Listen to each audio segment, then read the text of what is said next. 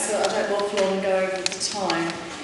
I've been speaking quite a lot today, and I must say at the workshop it was fantastic, the contributions from the Birmingham members who have been here, and I feel confident that you're ready to start and to take that forward for sort of a new future for Birmingham, jobs for Birmingham, and as part of a vision for Britain.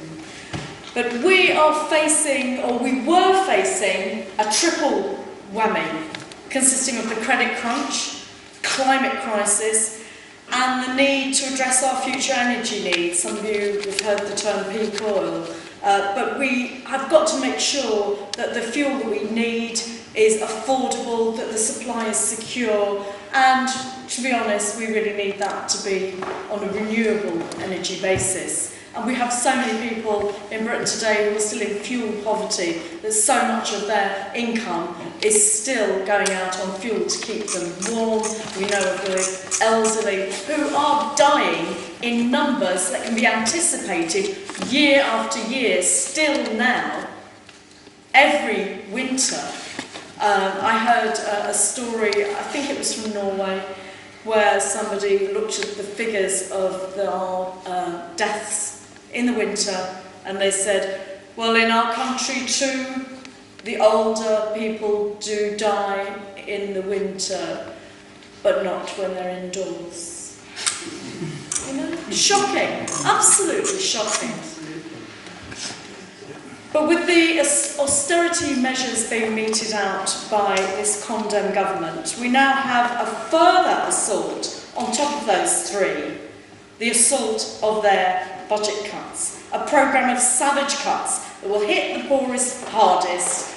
We know that, not just us on the left, independently, absolutely out there, the poorest will be paying the most. And the bulk of the impacts of these will hit women.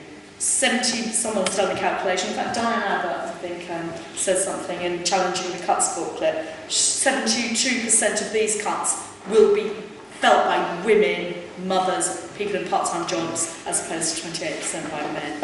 And who's to be affected by these budget cuts and measures, job cuts, etc.? Public sector workers, students, school leavers, families with children, stay-at-home mothers, the police, the armed forces. And what's the purpose of these cuts? What are we told?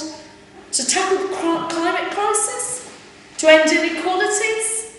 To ensure secure and affordable fuel? No. In the hope of promoting confidence and sentiment in the market. That's the most concrete conclusion that top economists can really draw out from the detail of these proposed budget cuts. The condemned government are saying that the deficit is the one big urgent problem that we have to deal with. They are using this as the crisis call to roll out radical changes, to drive a stake through the heart of the welfare state, in order to attempt to protect the value of their stocks and shares, to keep wealth and power where it is, and to promote the free market capitalism model of provision for all of our public services, our hospitals, schools. But these cuts are not necessary. They're not an economic inevitability. They're an ideological onslaught. We must fight them and we must resist these cuts, because we must take responsibility for our future and our children's future. We must tackle climate change issues and fuel security. We must end our inequalities. And we can end inequalities as we create 1 million climate jobs and maybe up to 1 million more in indirect and induced employment around things. We need a Green New Deal, a massive investment in 1 million climate jobs. We need this to be government-led for the scale of this task and the speed with which we must get this started. We need a just and fair transition to a low-carbon economy. The condemned government have just put a roadblock on this path to our future. But it's more than just a roadblock. It's as if they've bombed the road and made a crevasse.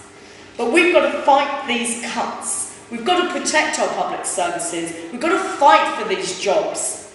And we've got to carry on at the same time throwing ropes over this crevasse and building our route to a better future.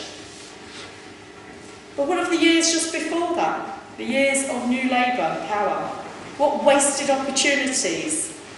When Ed Miliband cried out for, oh, if there was only some massive public campaign, I'd have a bit more influence in the cabinet to get climate change issues through. What of the increase in the gap between the poor and the wealthy during their terms of office?